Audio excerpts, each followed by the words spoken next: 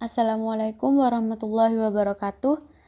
Saya Trianovi Herulandari, NIM T2019-804, dan teman saya Vivin Naili Rizky T2019-8063, Dita Melani Pratiwi T2019-8078, dan Ahmad Ufik T2019-8076.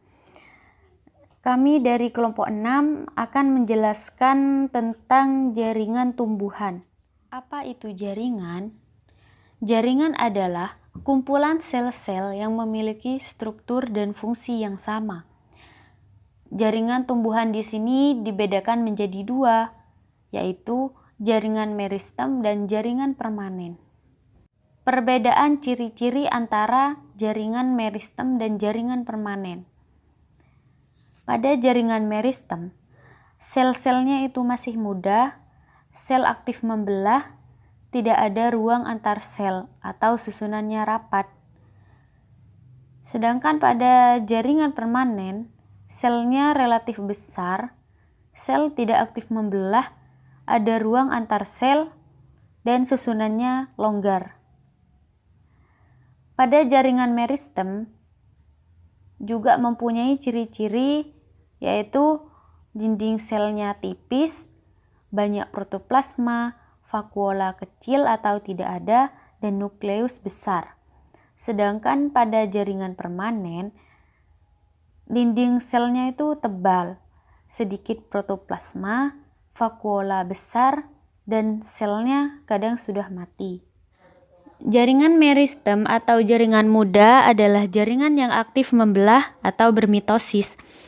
Berdasarkan asal bentuknya, jaringan meristem ini dibagi menjadi dua.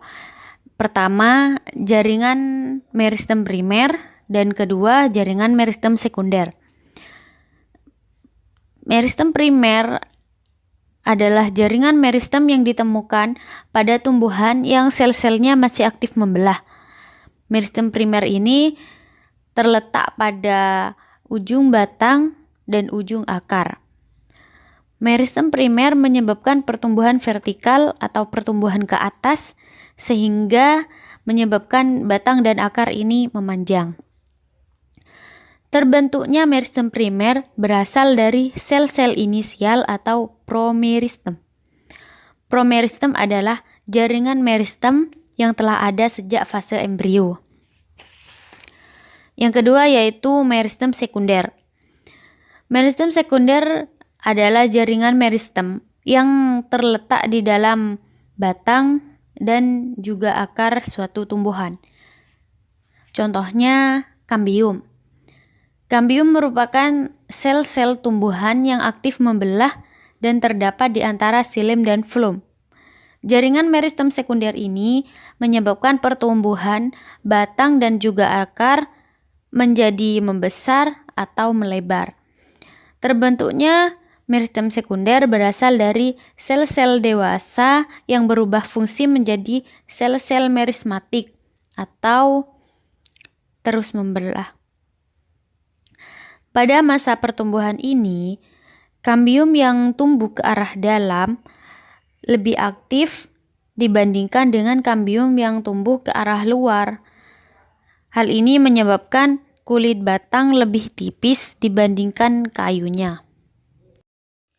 Selanjutnya, berdasarkan posisi letaknya, jaringan meristem ini dibagi menjadi 3, yaitu meristem apikal, meristem lateral, dan juga meristem interkalar. Pertama yaitu meristem apikal. Meristem apikal adalah suatu meristem yang terletak pada ujung batang dan juga ujung akar. Meristem apikal ini menyebabkan pemanjangan batang dan akar pada suatu tumbuhan. Yang kedua yaitu meristem lateral. Meristem lateral ini terletak di dalam batang, sehingga menyebabkan membesarnya suatu batang tumbuhan. Meristem lateral disebut juga meristem sekunder karena meristem lateral merupakan sel kambium yang membentuk pembuluh batang atau kambium batang. Kambium merupakan lapisan sel yang bersifat merismatis atau terus membelah yang berperan memperbesar batang pada suatu tumbuhan. Contohnya pada pohon jati, pohon mangga, dan juga pohon rambutan. Yang ketiga yaitu meristem interkalar. Meristem interkalar adalah meristem yang terletak di pangkal ruas tumbuhan. Hal ini menyebabkan pemanjangan suatu ruas batang dan juga pembentukan bunga. Contohnya pada batang rumput-rumputan. Saya Vivi Nelly Rizky dengan NIM T2019-8063 akan melanjutkan pemaparan dari teman saya tentang jaringan parenkim. Jaringan parenkim merupakan bagian utama sistem jaringan dasar dan terdapat pada berbagai organ sebagai jaringan yang sinambung, seperti pada korteks dan embulur batang, korteks akar, serta jaringan dasar pada tangkai daun mesofil. Adapun ciri-ciri jaringan meristem yang pertama adalah dinding selnya tipis, dinding selnya jarang mengandung lignin. Yang kedua, bagian selnya mempunyai noktah-noktah yang menjamin lancarnya pertukaran gas. Yang ketiga, bersifat meristematis. Yang keempat, bentuk vakuola yang besar dan banyak. Yang kelima, berbentuk segi enam atau bulat. Yang keenam, terdapat ruang antar sel, dan yang terakhir adalah terdapat di antara jaringan yang lain. Adapun fungsi jaringan parenkim adalah untuk menyimpan cadangan makanan, tempat fotosintesis, sebagai penyokong tubuh saat vakuola berisi air, memainkan peran penting dalam proses menutup luka dan regenerasi, dan pembentukan akar dan pucuk adventif. Sel parenkim bersisi banyak dengan ukuran sedang, biasanya mempunyai 14 sisi. Pada sel yang lebih kecil, jumlah sisinya semakin berkurang, sedangkan pada sel yang lebih besar, jumlah sisinya semakin banyak.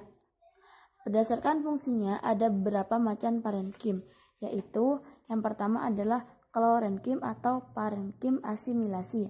Adalah sel yang berisi kloroplas dan berfungsi untuk fotosintesis.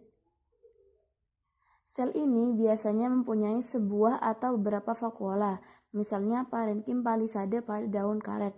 Yang kedua adalah parenkim penimbun, adalah sel parenkim yang biasanya berisi leukoplas atau cadangan makanan, seperti karbohidrat, protein, dan lemak. Yang ketiga adalah parenkim air.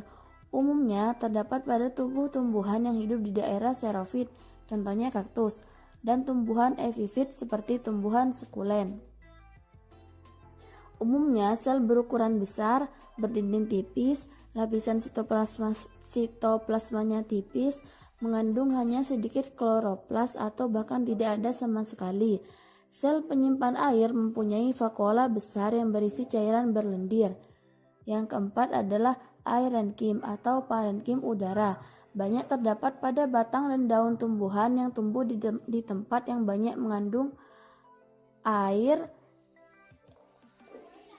dan tumbuhan yang hidrofit atau yang habitatnya di air. Jaringan ini penting untuk pertukaran gas, misalnya pada tumbuhan eceng gondok. Yang selanjutnya adalah jaringan penyokong. Jaringan penyokong adalah jaringan yang menunjang bentuk tubuh pada tumbuhan. Ciri-ciri jaringan ini yaitu memiliki dinding sel yang tebal dan kuat, serta telah mengalami spesialisasi pada sel-selnya. Jaringan penyokong memiliki fungsi yaitu yang pertama menegakkan batang dan daun, melindungi tumbuhan dari gangguan mekanis, melindungi embrio dalam biji, melindungi jaringan pengangkut, dan memperkuat jaringan aerenkim.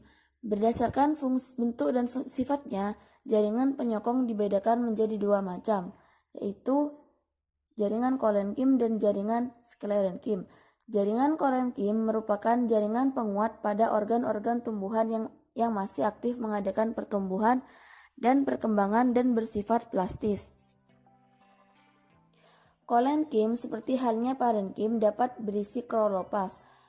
Kolenkim yang mirip dengan parenkim berisi banyak kloroplas, sedangkan kolenkim khusus yang terdiri atas sel yang sempit memanjang hanya sedikit atau tidak mengandung kloroplast sama sekali.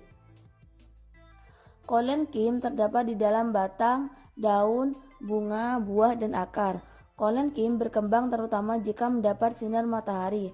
Kolenkim tidak terdapat dalam batang dan daun monokotil yang sklerenkimnya berkembang pada umur awal. Menurut tipe penebalan dindingnya, kolenkim dibedakan menjadi beberapa, yaitu kolenkim sudut. Adalah penebalan dinding sel kolenkim ini terjadi pada sudut-sudut sel. Pada penampang melintangnya, penebalan ini tampak terjadi pada tempat bertemunya 3 sel atau lebih. Yang kedua adalah kolenkim lamela. Penebalan dinding sel kolenkim ini terjadi pada dinding tangensial sel.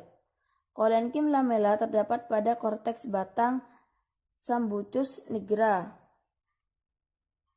Contohnya bisa dilihat di gambar. Yang ketiga adalah kolenkim lacuna. Penebalan dinding sel kolenkim ini terjadi pada dinding-dinding yang berbatasan dengan ruang antar sel. Yang keempat adalah kolenkim cincin, yaitu kolenkim yang lumen selnya pada penampang melintang tampak melingkar. Selanjutnya adalah sklerenkim.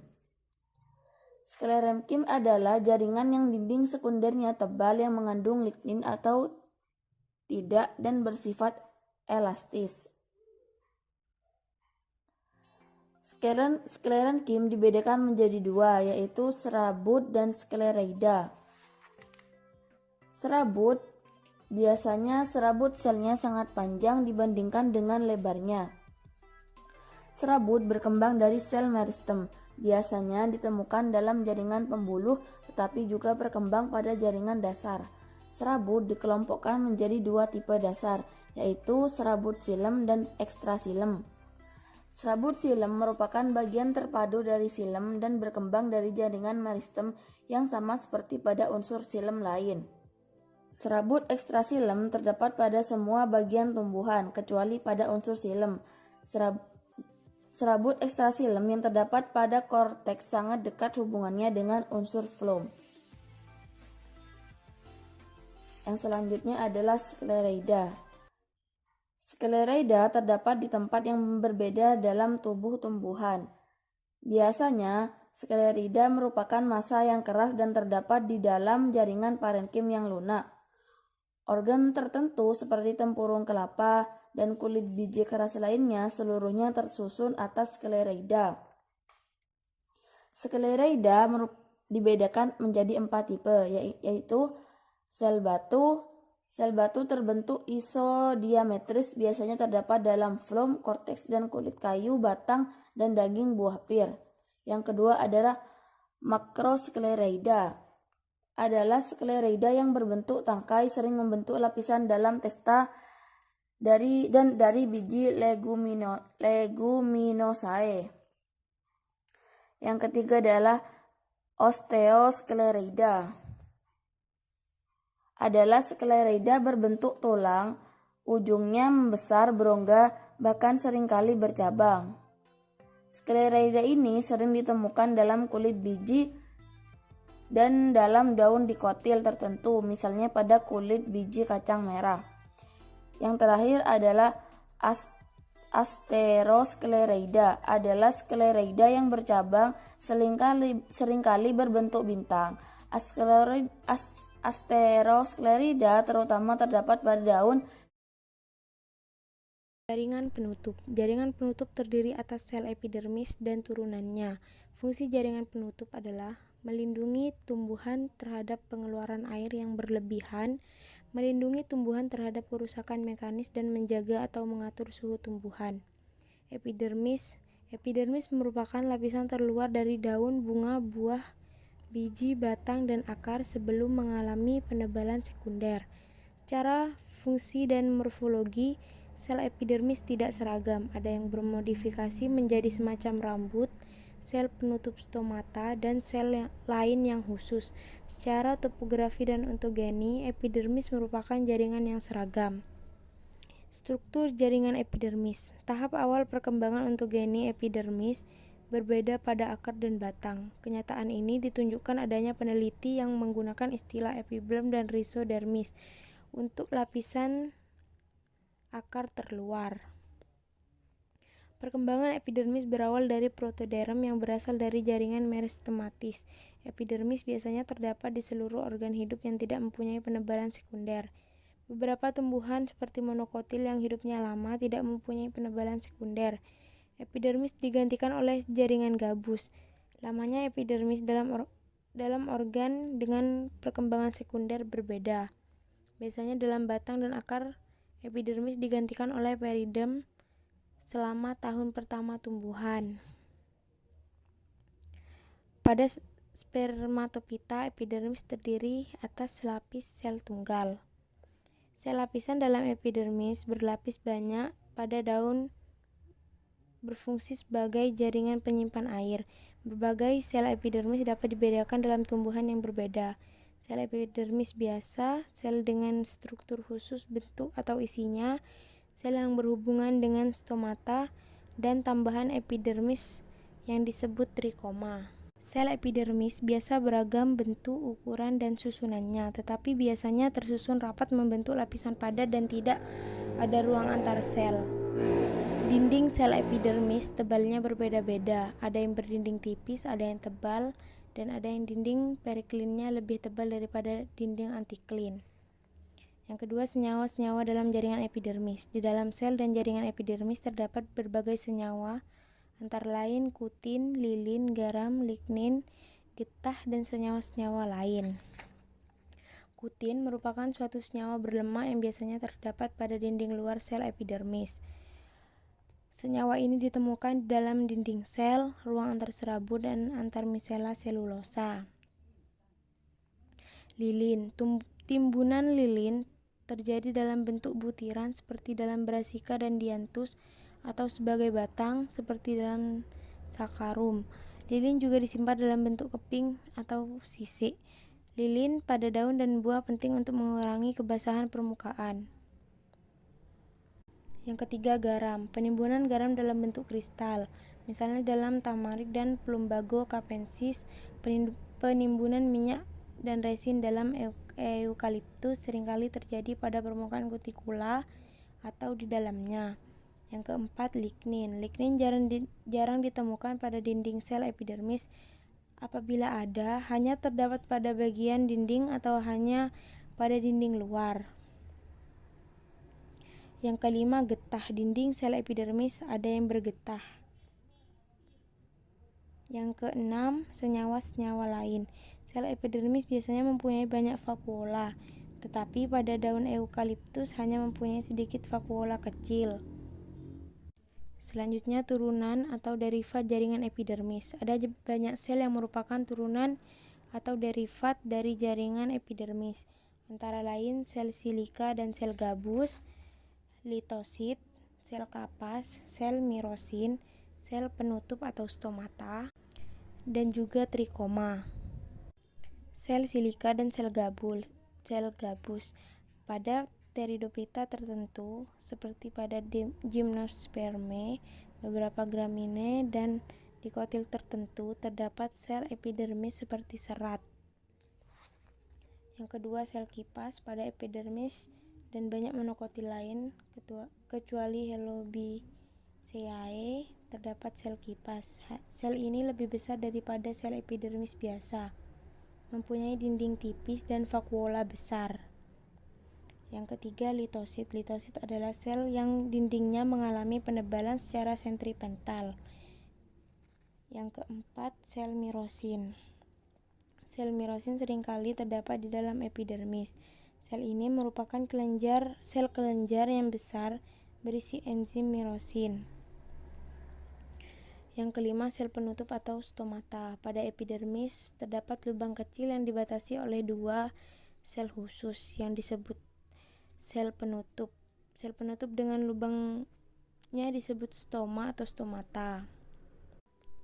Trikoma. Pada epidermis sering terdapat alat tambahan baik yang unisel maupun multisel yang disebut trikoma. Trikoma mempunyai struktur yang lebih padat seperti tonjolan, struktur kelenjar, dan duri yang terdiri atas sel epidermis atau jaringan subepidermis yang disebut emergens. Pada beberapa kasus, Sukar membedakan secara tegas kedua tipe alat tambahan ini tanpa mempelajari ontogeninya. Karena itu, untuk praktisnya di sini digunakan istilah trikoma, baik untuk alat tambahan yang berasal dari sel epidermis maupun dari subepidermis. Jaringan pengangkut sistem pembuluh dari tumbuhan tingkat tinggi terdiri atas xilem yang fungsi utamanya untuk pengangkutan air dan floem yang terutama untuk pengangkutan hasil fotosintesis. Berdasarkan hasil kepentingan filogenetika dan fisiologi, sistem pembuluh terutama xilem digunakan untuk pengelompokan tumbuhan. Xilem adalah jaringan rumit yang terdiri atas berbagai tipe sel. Sel yang terpenting adalah unsur pembuluh yang terdiri atas sel tidak hidup yang fungsi utamanya untuk pengangkutan air dan pada tahap tertentu berfungsi untuk penguat. Pada xilem terdapat serabut dan seringkali juga disebut sklereida. Selain itu, juga terdapat sel parenkim yang berfungsi sebagai penyimpan. Yang kedua, floem. Floem bersama xilem membentuk sistem pengangkutan dalam tumbuhan berpembuluh. Baik xilem maupun floem merupakan jaringan rumit. Penyusun floem adalah unsur lapisan yang membantu pengangkutan hasil fotosintesis. Selain itu, ada sel parenkim khususnya, yaitu sel pengiring dan sel beralbumin yang berkaitan fungsinya dengan unsur tapisan. Serabut sklereida seringkali berupa pembuluh getah. Nama Ahmad Ufik, NIM T2019876. Di sini saya akan melanjutkan pemaparan dari teman saya tentang ductus secret dan pembuluh getah. Sekresi dalam tumbuhan merupakan pembentukan dinding sel dan kutikula, penggabusan, penimbunan lilin, dan perpindahan senyawa khusus dari sitoplasma vakula merupakan proses sekresi. Pada tumbuhan, ada 3 proses yang terkait pengeluaran senyawa dari tumbuhan. 1. Sekresi, yaitu pembuangan hasil akhir metabolisme. 2. Sekresi merupakan pengeluaran senyawa yang masih dipakai dalam proses metabolisme. 3. Rekresi, yaitu pengeluaran garam, suatu proses yang mengatur ion dalam sel. Struktur kelenjar dalam. Kelenjar dalam adalah minyak esensial yang mengeluarkan kelenjar minyak seperti pada buah dan daun jeruk lemon.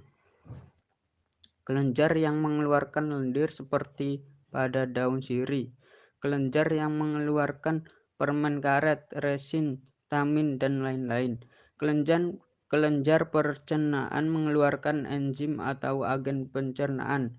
Kelenjar khusus yang mengeluarkan air di ujung vena. Kelenjar luar berupa rambut pendek dengan ujung kelenjar.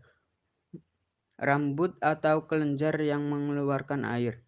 Rambut kelenjar yang mengeluarkan permen karet seperti zat seperti pada tembakau, timah, dan lain-lain. Rambut kelenjar yang mengeluarkan zat beracun dan mengiritasi seperti pada jelatang. Kelenjar madu seperti pada tumbuhan karnivora.